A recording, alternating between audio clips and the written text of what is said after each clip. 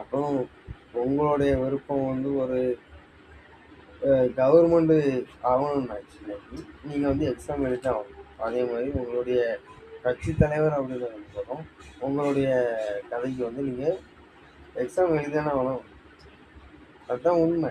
ஏன்னா எக்ஸாமுங்கிறது வந்து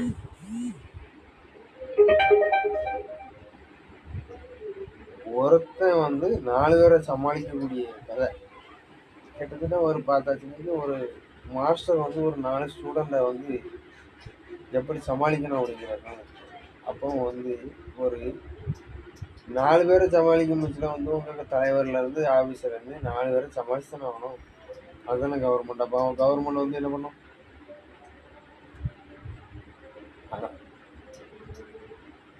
அதே போல் உங்களுடைய தலைவர்கிட்ட வந்து உங்கள் கோரிக்கைகளை நீங்கள் சொல்லும் போச்சுல